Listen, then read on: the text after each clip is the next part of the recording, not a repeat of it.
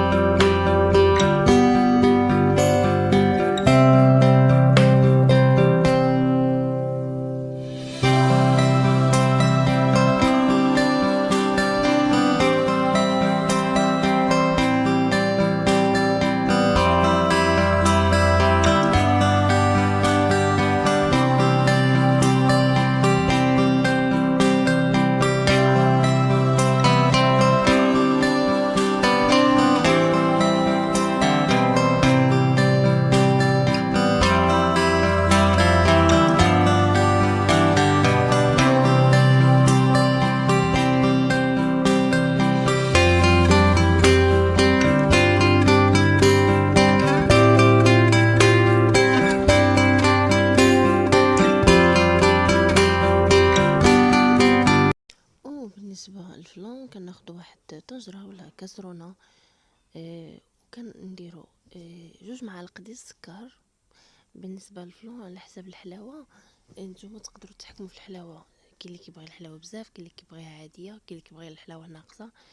كنديروا 2 المعالق ديال السكر، 2 معالق ديال النشا، وكندير 2 فلون ديال الكراميل، وكنزيد عليهم الحليب، وكنبدا نحرك مزيان، وكنديرهم فوق النار حتى كيغلي. ملي كيغلي كنزلوه وكنخليوه يبرد غير شويه، يعني دافي ماشي بارد بزاف، وكنضيفوه للكيكه ديالنا. وهنايا كيف ما شفتوا الكيكه هي طابت تبارك الله، جات ما شاء الله مزيانه، جات زوينه وجات هشيشه وخفيفه. ومن بعد غادي نسقيها بكاس ديال الحليب يكون بارد من الثلاجه، غادي نسقيها وغادي ندير هذاك المول اللي غادي نخوي الفلون ديالي ملي وجدته، وكنخوي عليه هذاك الفلون وكنوزعو مزيان بالمعلقه.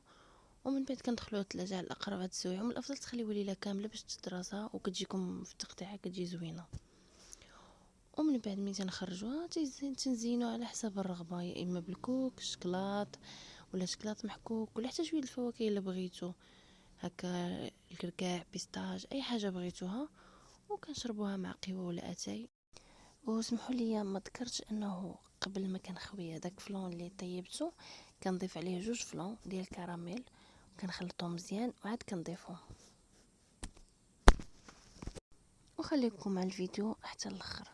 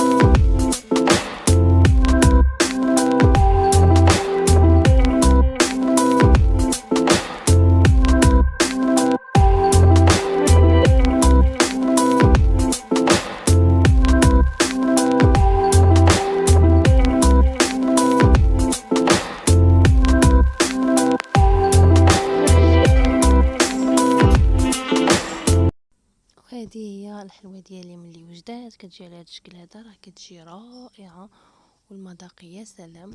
الا عجبتكم الوصفه ما تنساوش ديروا لايك وتخليوا لي تعليقاتكم شنو تبغوا نشارك معكم في المره الجايه، واللي مجربها من قبل يكتب لي كيف جاتو، وما تنساوش الاشتراك وتفعيل الجرس باش يوصلكم كل جديد. شكرا على وقتكم بالصحه والراحه، نشوفكم في فيديو جديد ان شاء الله. كنتمنى يعجبكم لا فيديو ديال اليوم.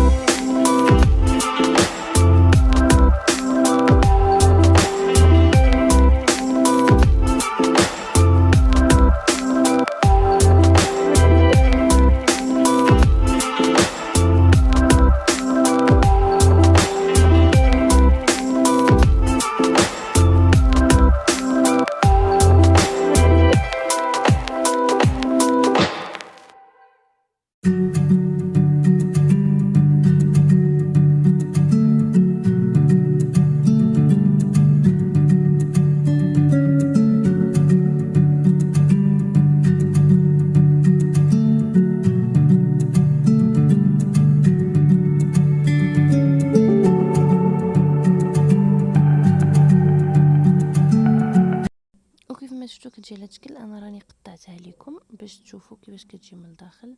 راه كتجي لذيذه ورائعه، وانا متاكده انها غادي تعجبكم. غير جربوها ما غاديش تندموا. وبالصحه والراحه.